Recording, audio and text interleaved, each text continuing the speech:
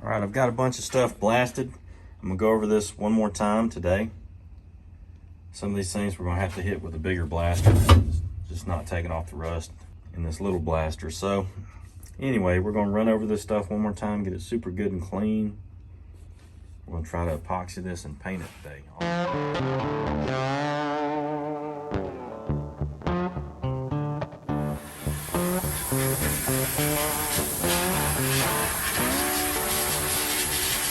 All right, I got everything in the booth set up. Haven't wiped it down yet because I've got a little bit of time to kill. I'm gonna go ahead and mix up the epoxy that I'm gonna put on there.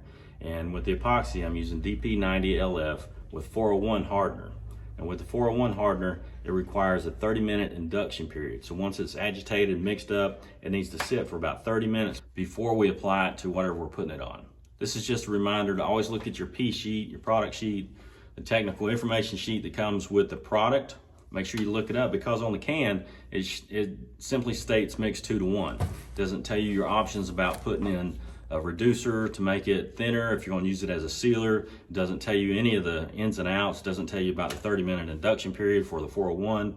So you really need to look at that P sheet and get the information you need before you start using it. And this product, the DP-LF series epoxies, it's one of the most detailed P sheets that they have that I've seen. So anyway, make sure you look at that P sheet, get the information you need. Don't just go off the can. The can's just a simple way to do it. It'll work, but it may not work as well. You may run into issues down the road, etc., etc. P sheets, make sure you check them out.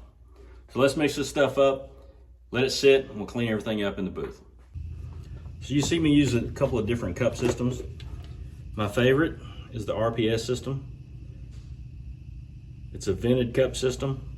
It's got a little vent on the bottom, these little tabs. We'll snap over that.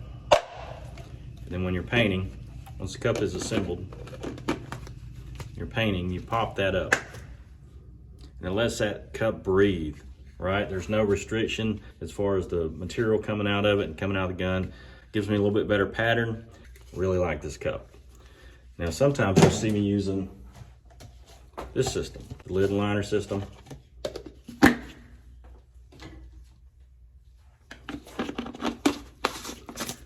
Now this system, it doesn't have a vent. So as the paint goes down, the cup collapses and follows it down basically. But the paint doesn't leak out. This is what I'll use today because I'm going upside down on some of these parts. And if I use the vented cup, of course, I've got to try not to let it spill out. It can be done, but it's a little more tricky. With this system, it's enclosed, so it's not going to spill even if I'm spraying upside down. So this is what I'm going with today with the epoxy and then the single stage that's going on top of it.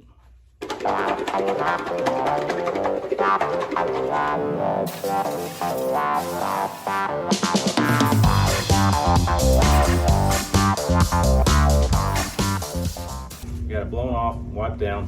Fixing to go tack it. I'm gonna use this surgical blue tack rag.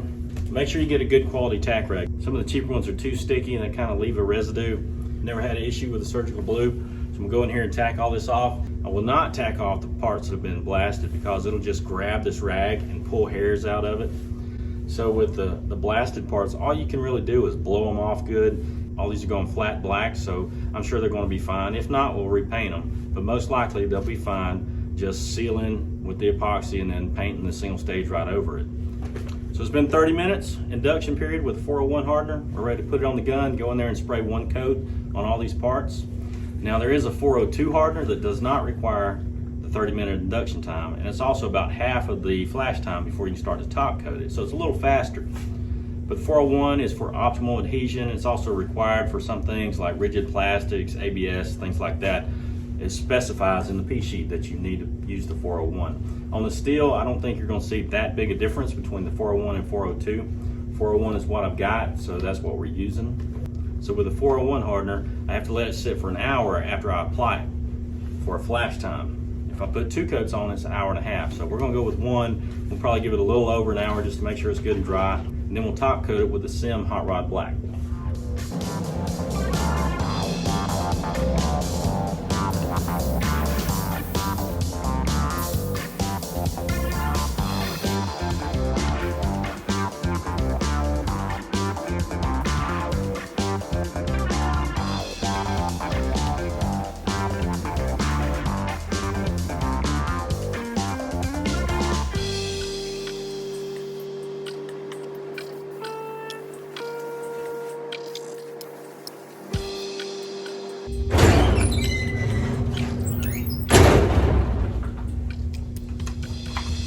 All right, so we got that done. We got the epoxy on there.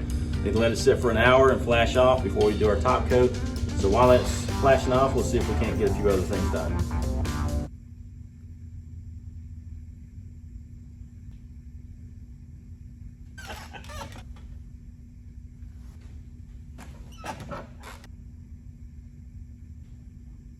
All this matte black that you see on the car is going to be this SEM Hot Rod Black. Great product. Already opened this one. It's a kit that comes with the hardener and the reducer. It's mixed 4 1-to-1. We're going to mix some of this up, do 2 coats on everything. It's already in black epoxy, so it'll be really easy to cover. It should dry and look really good. All right, I just checked out the epoxy. It's been sitting for a little over an hour. It's dry and it's ready to go. So we're going to go in there and put our first coat of Hot Rod Black on.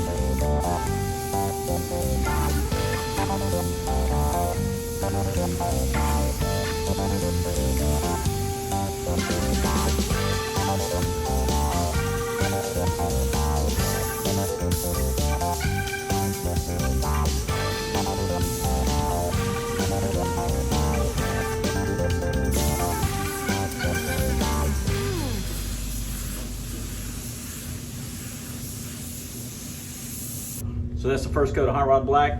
We'll give it about 10-15 minutes to flash off and go hit it with our second and last coat.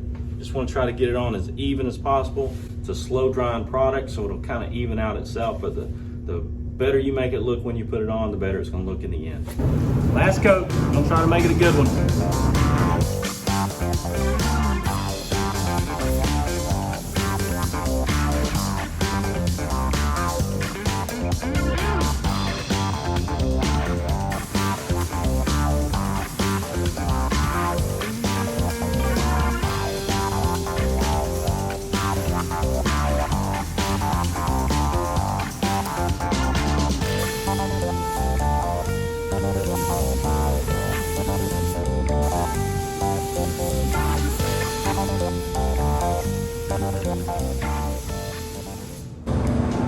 So that's it.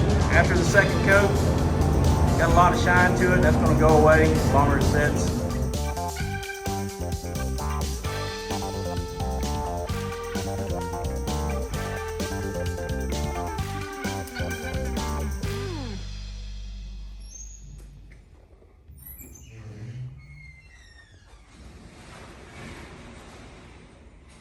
That's it. Flat black.